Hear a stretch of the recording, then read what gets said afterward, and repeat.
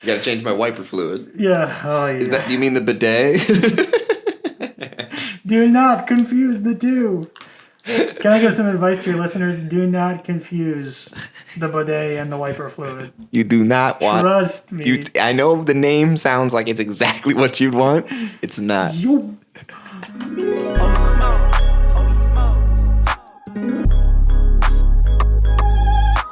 Hi, my name is Scoochie Boochie.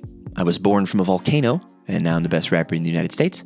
Welcome to Holy Smokes. It's my comedy podcast where we smoke weed and tell Bible stories. It's kind of like Drunk History, but with weed and the Bible.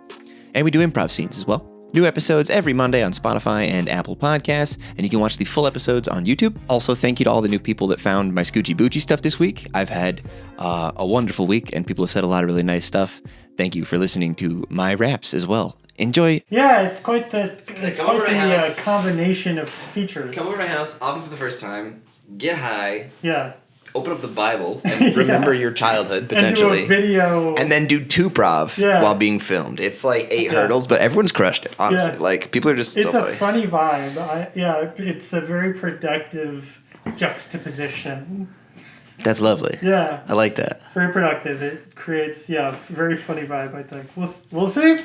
Oh, I can't wait. We got 25 in the can. Well, take it away. What story are you doing today? Today, I'm going to be talking about the story of Esther. So I'm reading from the NIV Bible. I really appreciated these Bibles. Yeah. Looking through them, but they're not. I'm glad you brought your own. That's cool. They're not this is NIV. Yes. Women's Bible. 2. Women's Bible 2. Yeah. They are ironed out all the kinks. That makes sense. That makes sense to me. But yeah, so Esther is a book in the Bible. It's smack dab after Nehemiah. If you're, That's super so helpful. Now you know where. Yeah. Right past the old oak tree. But maybe more recognizable. It's right before Job. Sure. So if you're at the story Job, yeah, I think flip back a few pages. And Andy did that. I think you got a good story here. So Esther has, let's see, it's got 10 chapters. Nice. In my book, it had each little section has a title. I'll just read the titles that the NIV here gives me. Yeah. Queen Vashti deposed. Oh. Inciting incident.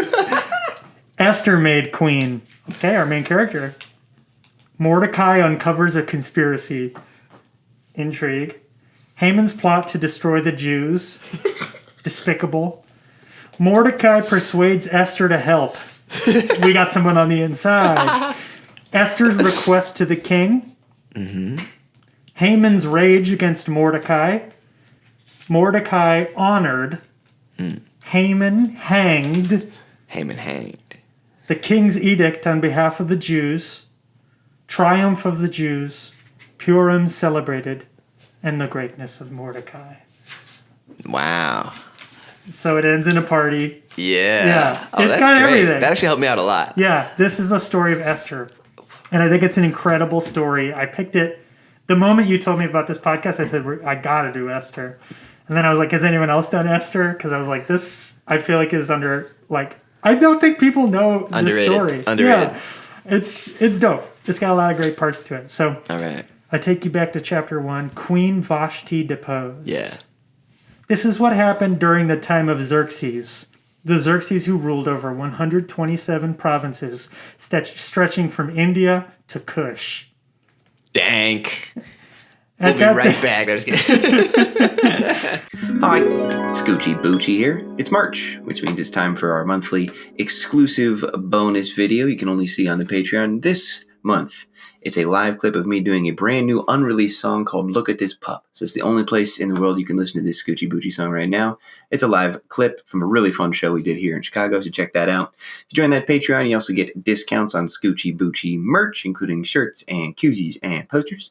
And you help support my dream of doing this as a job. And there's also 2 slots left in the Disciple tier for $12 a month. You also get a free cameo of me saying whatever you want within reason. Thank you so much for supporting my dreams. You also notice the Patreon, I kind of rebranded it a little bit. Used to be just Holy Smoke stuff. Now it's like Scoochie Boochie plus Holy Smokes because it kind of de facto turned into both. And why not let people know that it's both? So thanks so much for supporting me. And let's get back to the show. At that time, King Xerxes reigned from his royal throne in the citadel of Susa. And in the 3rd year of his reign, he gave a banquet for all his nobles and officials. And then basically he throws a 180-day display of wealth. Dang. And then a 7-day banquet in the enclosed garden of the king's palace for all the people from the least to the greatest who are in the citadel of Susa. So he just throws a 7-day long banquet. Did you say 180 days? 180-day Of showing display of vast wealth. It doesn't really explain that. Hashtag 180 days of flexing? Yeah. He was just like, I am wealthy. I have so much resources. I just am wealthy. It's like 180 days of being like, and another thing, you haven't seen this yet. It's the 180th day, I have more horses. And I bulletproof the chariot. Yeah. You can't touch me. I'm the king. Okay, so it's bougie feast time. It's bougie and it's boozy. Mm-hmm. Wine was served in goblets of gold, each one different from the other, and the royal wine was abundant, in keeping with the king's liberality. By the king's command, each guest was allowed to drink in his own way, for the king instructed all the wine stewards to serve each man what he wished. Wow. He's just like... Open bar. Yeah, open bar. And every time you get a drink at the open bar, it's a new cup. He's like, no, we don't wash them. They're all new. You can throw them away. Keep the goblet. Yeah, keep the goblet. It's a souvenir of my wealth. So they are drunk as shit. It's 7 days long. Yeah. Queen Vashti also gave a banquet for the women in the royal palace of King Xerxes. Oh, man, so that one was just the boys?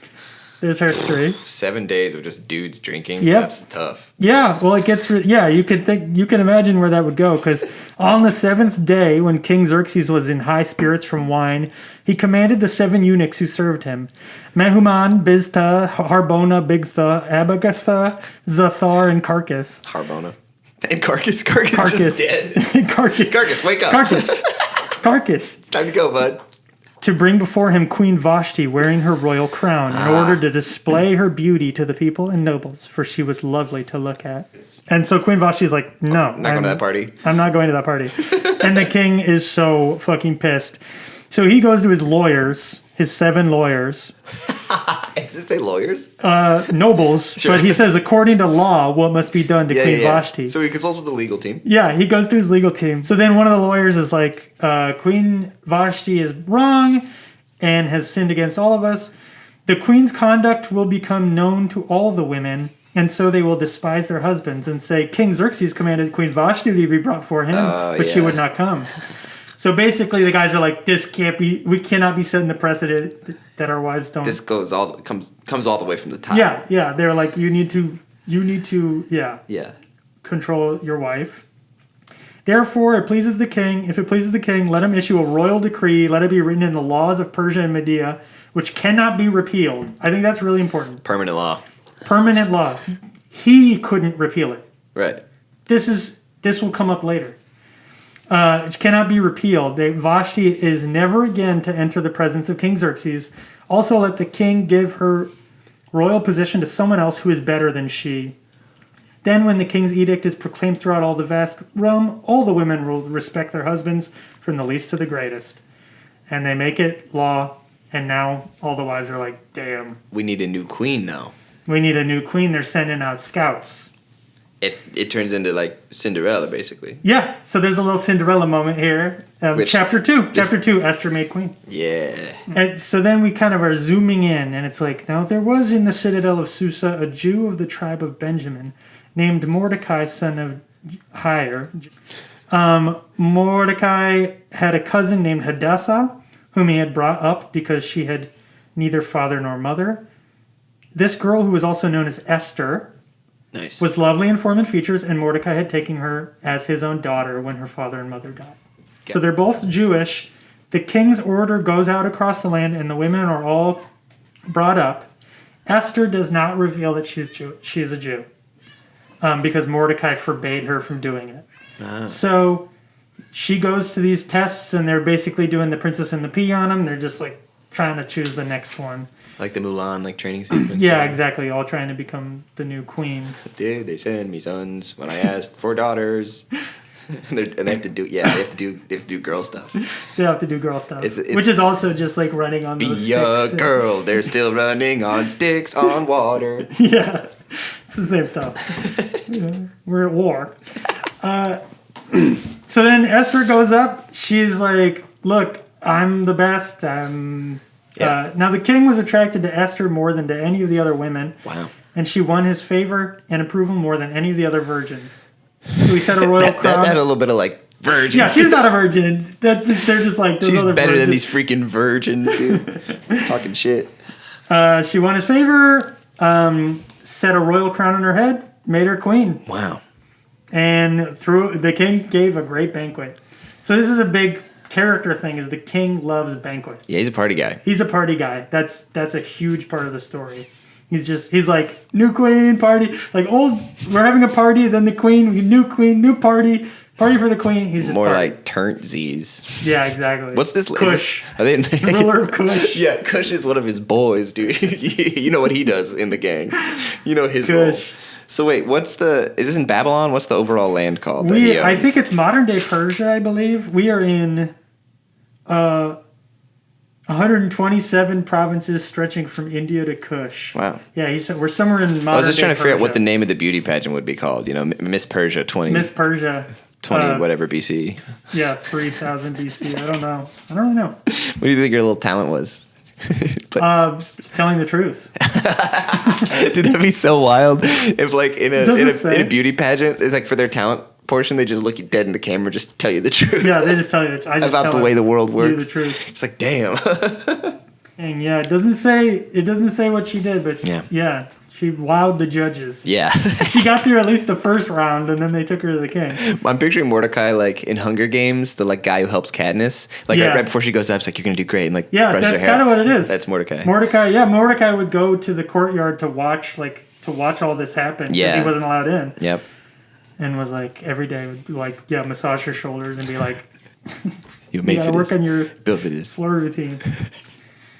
Yes. She's doing floor routine. She's doing a full like it's world flips, like hand foot flips. Yeah.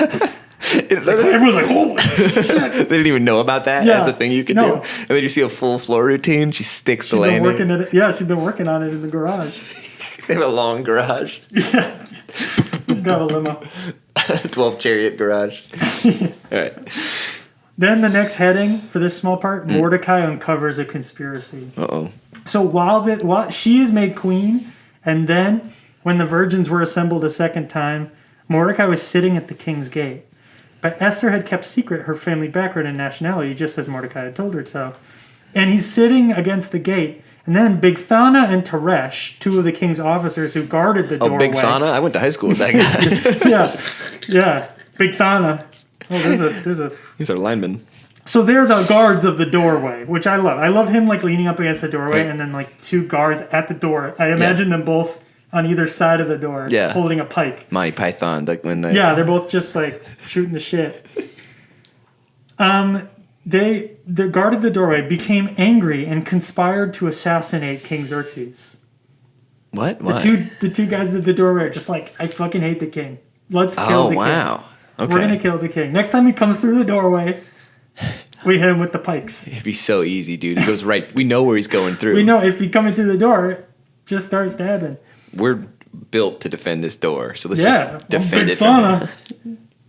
Hey, you know what happens when you run in with Bigthana? Bigthana and Teresh. But Mordecai found out about the plot and told Queen Esther, who in turn reported it to the king. So this random guy sitting in a doorway is 2 degrees Kevin Bacon from the king. Like, he overhears their assassination plot. It's horrible OPSEC to be like, we should assassinate the king, and there's like a guy leaning on the door. Is that Operation Security? Is that what OPSEC? Operational Security, yeah. These two guys, it's like... Let's go sit by the door and be like, man, can't wait to assassinate I'm going to kill the king.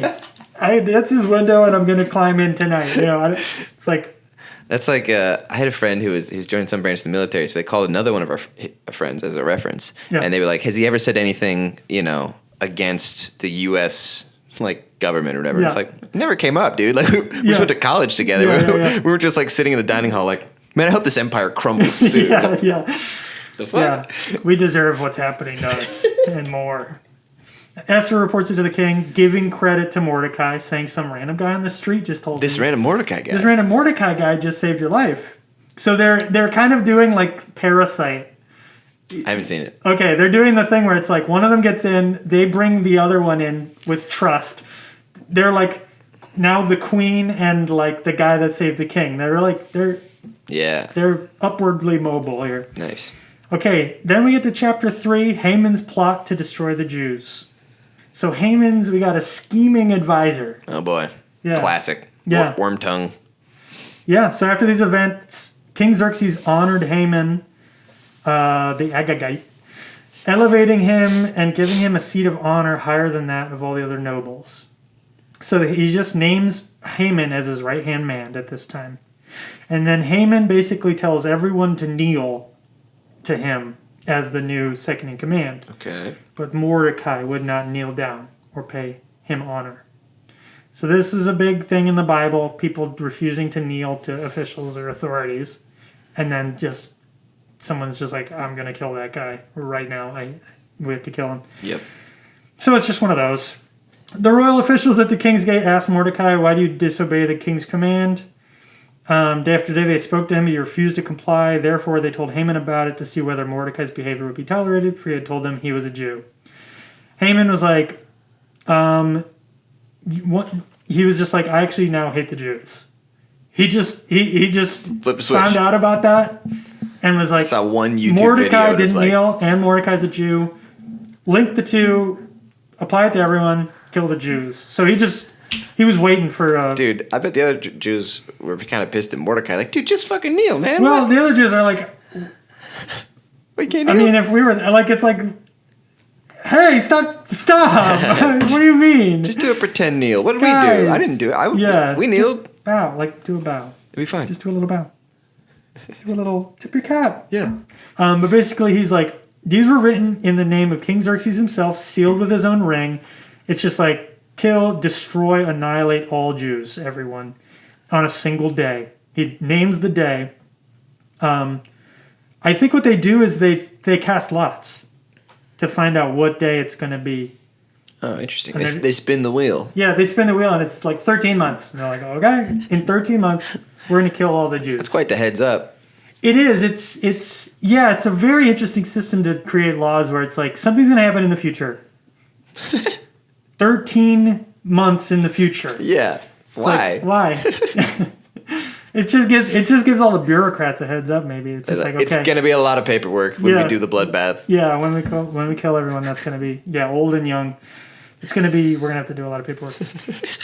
So then Mordecai learns about all this, and he's always got the scoop. Distraught. Mordecai is always in the other room with a cup up to the wall. Mordecai. When he walks on, there's just a cup sticking to his ear. Yeah, it's good. He stays alive because he's constantly overhearing or being next to like critical intel. Yeah, like critical intel. He's always just like, shit, what? He's like in the coffee table over, like, they're gonna kill the king. Yeah, he's always overhearing stuff. So then he tells Esther, and Esther is like, shit, now what are we gonna do? Yeah. Nobody knows that she's Jewish. She's like, hey, no reason. What if we don't wipe them out? They seem cool. Yeah, she has to try to like do some maneuver here now. She's gonna have to. So basically, she's like, "What do I do? Like, I don't know what to do. This is crazy." There's a rule. There's like, all the king's officials and the people of the royal provinces know that for any man or woman who approaches the king in the inner court without being summoned, the king has but one law, that he be put to death. So if anyone shows up without like a notice, wow, you're dead. So it's like, I can't go to the king until he remembers that I am the queen and invites me to something. Right, and he's probably partying. He's literally partying. He's doing a papa shot, those like short... Yeah. Yeah, no, he's writing down chalk records with his boys on the chalkboard of like who's got the he's with his boys. He's with Karshena, Shethar, Admatha, Tarshish, Maris, Mersena, and Memucan. Is Carcass in the mix? Carcass is, Carcass. You're up next for ping pong, dude. Dude, wake up, Carcass. Carcass. Hit him with the pool cue. Carcass. Rally, dude. Puke and rally, Carcass. Rally, Carcass. Die and rally.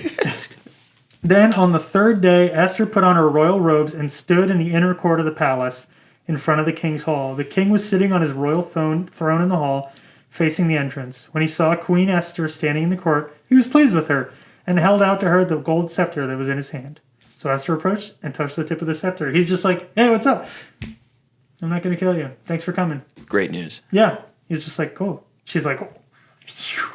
Caught him on a good day. I mean, the main thing he didn't like about his other wife was that she would not come over. Yeah. So sure. this is clearly his favorite thing. He's like, when wifey comes through. Well, what if she doesn't announce it?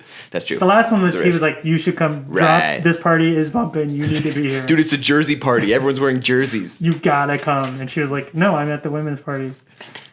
I'm at book club. What are you talking about? No, I'm busy. He's like, okay, permanent law that she's banished. After 7 days, he sent the messenger to say, you up? She was like, yeah, I've done up. I run most of this kingdom. But, yeah. So Esther goes in and is just like, if it pleases the king, and if it pleases Haman, I was wondering if the two of you would like to come to a banquet. Oh. The king talking his language. Yep. The king says, bring Haman at once so that we may do what Esther asks. She's like, Kegger? Rager? Yeah. And he's like, go get Haman. We're going to this party. We're going out? Yeah. So they go to the banquet. This is a very St. Patrick's Day episode. It's actually fitting. This is it is. It's very St. Patrick's. They're just doing a bar crawl. Yeah. They throw a rager, yeah. They're drinking wine, and they're like, Esther. And the king is like, Esther, what is it you wanted to tell me? Anything. Let me know. I got you. Don't worry. And Esther said, you know what I want more than anything? I want you and Haman to come to a banquet tomorrow. She's playing hard to get. She's like... Party more. Yeah. Okay. She's like, we need to get you drunk tomorrow too. Yeah. And then I'll tell you what's up. And it's that, Mordecai's my cousin. Mordecai's my cousin. Yeah, it's a weird... Yeah, okay. It's a weird story here. And then Haman's rage against Mordecai. Haman went out that day and loved the party. He was stumbling drunk through the street. Then he sees Mordecai and sees that Mordecai's not scared of him. And he's like, fuck you, Mordecai. He's like telling everyone like, Mordecai's a bitch. I'm going to kill Mordecai. Language. Of course. the Mordecai's a loser. I'm going to the party tomorrow. Like he's a failure. I'm a winner. Yeah. Queen Esther and I are best friends, and Mordecai sucks. And he's like so pumped in this moment that he's like, build a gallows. We're gonna hang Mordecai. Damn. At the gallows. He's like, he's really he's like a scary drunk a little bit. Yeah. He was like, you know what? Build a gallows. We're gonna hang you tomorrow, dude. After the rager that Esther's throwing. So he's really like, damn. It. So Mordecai's on the ropes. Oh boy. Mordecai's on the ropes. Then that night, the king could not sleep. Ooh. So he ordered the book of the Chronicles, the record of his reign, to be brought in and read to him. Bedtime story. Yes. So it's like, just talk about what's happened in the kingdom recently. Gotcha. And they're reading, and they get to the point where Mordecai had exposed Bigthana and Teresh, who had conspired to assassinate him. And he says, what honor and recognition has Mordecai received for this? Oh, yeah. And the guy's like, nothing. Nothing's been done for him. And the king's like, well, who's in the court? And Haman's in the court. He just entered the palace to go tell the king that he's about to hang Mordecai. He's like out of breath, but he's like smiling. Yeah, he comes in and he's like, King, I got big news. And the king is like, me first. So then he's like, yeah, Haman's here, bring him in. So Haman comes in and the king says, what should be done for the man the king delights to honor? And then Haman is thinking to himself, the king means me. That's me. That's me. He's like, what do my good boys get? Yeah. What do my good boys get? What do my good boys get? And a Haman's treat. like, A treat. A parade. Throw a big parade. Have him walked around town. Everyone's singing his praise. Big parade. And the king says, go at once. Get the robe and the horse. Do just as you have suggested for Mordecai the Jew who sits at the king's gate. Haman's like, the guy I was about to come tell you that I'm going to hang. Oh my gosh. So he's like, so then I imagine the king is like, so what did you have to tell me? So what were you going to say? We're out of lemonade. I'm just really excited that at the gate, we found new guards for the gate, for the doorway. We found 2 new guards. Yeah, the gate was unguarded for a little first spell there because we were going through applications. We replaced the personnel, yeah. So then he's like, okay, and he throws a huge parade for Mordecai. He's dragging Mordecai's horse through town. Mordecai is doing the wave. Everyone's throwing confetti. They're like, Mordecai. A parade for just a random guy is really funny. Yeah, he saved the king. He's just like, Mordecai, nice. This guy, be like him if you hear an assassination plot. So Haman's just like, comes in like, he's like, that fucking sucked. Like, that sucks. So in chapter 7, the king and Haman went in to dine with Queen Esther. It's the second day. They're drinking wine on the second day. The king again asked, Queen Esther, what is your petition? It will be given you. What is your request? Even up to half the kingdom, it will be granted. Oh, whoa. Queen Esther says, if I have found favor with you, O king, if it pleases your majesty, grant me my life. This is my petition, and spare my people. This is my request. For I and my people have been sold for destruction and slaughter and annihilation. If we had merely been sold as male and female slaves, I would have kept quiet, because no such distress would justify disturbing the king. Dang. She's like, I wouldn't have come to you unless it was someone trying to kill all the Jews. Yeah. And he's like, who is this motherfucker?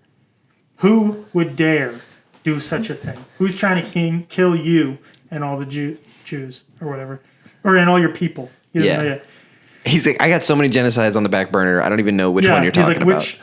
Which group are we trying to kill? Be specific. I wipe out a lot of people. And Esther said, the adversary and enemy is this vile Haman. Damn. This has drama, dude. It's so good. Yeah. Haman's there like drunk. It's like a play. Yeah. Haman's smiling. Haman's like, what's going on?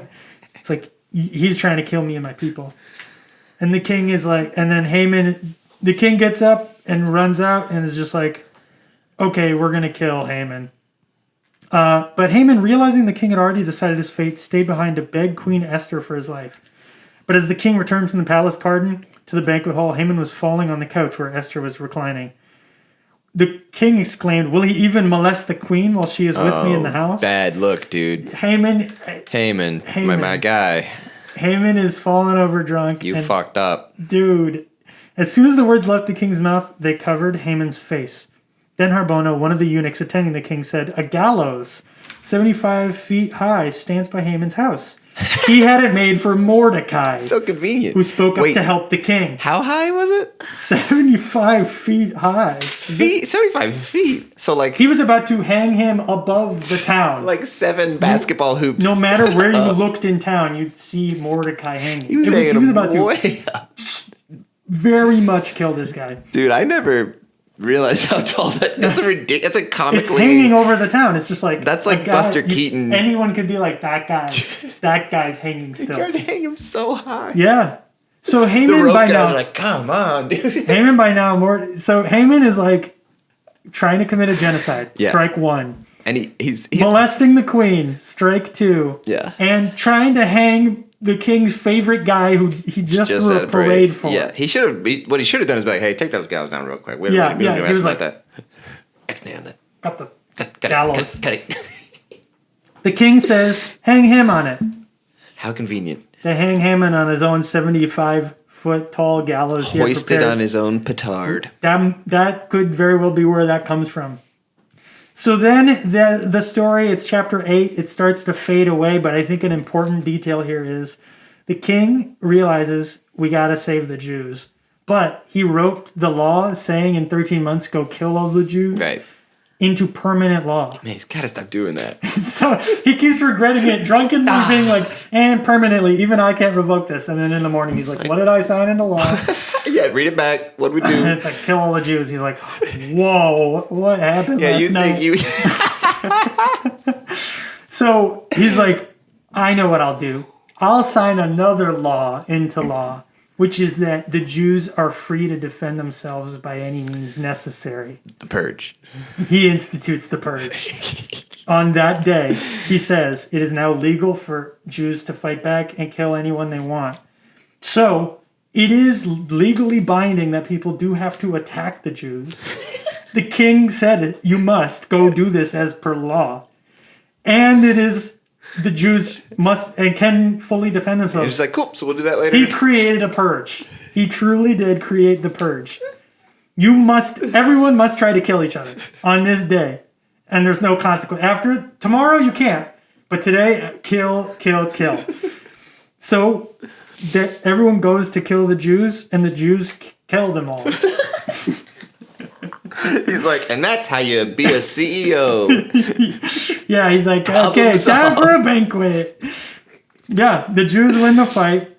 They create a celebration. It was the least sneak attack possible. They had all year they were setting up like 13 months poking wood sticks and like they flip the calendar over and there's a circle on the day. It's like Mousetrap or some shit. They have everything they need. Yeah, they Home Alone that shit. Come on in. Yeah, they're like, come and get us. Tiger pit. Yeah, come and get. Yeah, they have leaves on the ground and then it's like spikes. Tigers down. They've like we've had it all year, dude. We think we didn't plan? We're not like, oh shit, was that today? Yeah, like there's a skateboard and one of them like skateboards down the hill. Paint can swings down and hits someone.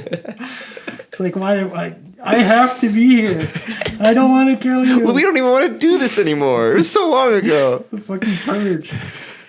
So then they celebrate Purim, and Mordecai is exalted as a great Jew who saved all his people. And that is the story of Esther. I feel like it's funny they exalt Mordecai. It's like no love for Esther. It's like, I mean, it's such a patriarchal time. So it's just like, and good job, Mordecai. And Esther's like, fucking welcome. Like, I was so hot. The garden. I was so hot. I saved everybody. I was so hot that I saved everybody, and I was also brave and stood up for myself. And then everyone's like, "Thanks, Mordecai. Another parade." Yeah, that's Esther. That was so well done. I really enjoyed that. Good. I'm glad. I wanted to take you through the story, through the tale. Fun fact: I'm not sure if this is true. I heard somewhere that hoisted by their own petard. I thought it meant like a petard was like a spear. Yeah. Like I was pictured like wedgie style. Uh-huh. Like, oh no. But I think what it actually means is a petard is like a primitive like explosive, like gunpowder type deal. And it's being blown into the air by your own like bomb. Oh shit, it's planting it and then not running away. Yeah, and you get hoisted by your own petard. Damn, hoist. That's if it's true, I like it even more. Yeah. And if it's not true, who cares? Still like it. But not as much as if it were true. Yeah, absolutely. Yeah. Well, there's so much good stuff in there. Yeah, a lot of lessons to learn from that. Man, like what? I think like just it's a good manual on like buttering somebody up. It's a butter manual for sure. Yeah, it's a real butter manual. Where everything butter manual. She's really hot, but she busts out the fucking. It's like this again. You gotta change my wiper fluid. Yeah. Oh yeah. Do you mean the bidet? Do not confuse the two. Can I give some advice to your listeners? Do not confuse the bidet and the wiper fluid. You do not want. Trust me. I know the name sounds like it's exactly what you'd want. It's not. Yeah, I think it's a good story on how to butter people up. It's got some great sitcom hijinks. Yeah. It's got some real Hannah Montana type. It is funny, like lines. Haman is the classic like bumbling like Doofenshmirtz or like he totally got Perry the Platypus in this story. Like he got the big job, like his career was going great, and then he just and he's done. He just hits against like a wascally wabbit, and it's just like I had everything. It's like What About Bob, or like what's the one where they paint Paul Giamatti blue? Dude, I was just thinking about that movie. Catch Me If You Can. True Lies, Liar, liar. It's something like that. Catch Me If You Can, liar, liar. True Lies. True, something like that. It's got like it's that kind of story where he's like, "You humiliated me." Like it ends with him hanged. Yeah, it's so funny. He's like, he had it all. He was so close. It's 75 feet. It's so funny. It feels like a Charlie Chaplin stunt or something. He would like fire pole down it or something. And like, how long is the rope? Is he all the time, or did they have a pretty long rope so he's swinging? He dies on the way up. You gotta, right? Yeah. I don't know how you would get. Yeah, or maybe it's like a circus stunt. Like the person the executioner's gotta like go up and be like. There's like a hoop of fire or something. Yeah. Yeah. So again, I'm trying to think how I would do it. I think you'd have to. Yeah, you have to put the rope on him, and then. Because normally, a lot of times they have the floor that drops out. Yeah, right. But you wouldn't have that'd be crazy. That'd be really fun. They had the platform all 75 feet up, and so you're just kind of looking and waiting. It's like a jump scare. That's fun. All of a sudden you just drop. It's like Halloween decorations. Like it'll just drop. And the rope drops all the way down, so then his head just pops off at the end, and just the whole body just goes. It's like a bungee. Everyone's like, yeah. You could hang him with a bungee. All All right, let's finish her off with the improv scene. What are we thinking? I've got one thing that stands in my mind, which is what I want to know more about from this story, is how do you think the assassination attempt came up between the two door guards? Perfect. Yeah. I love it. Okay. I want to know more about that. It seems like it escalated. I want to know. I want to know why.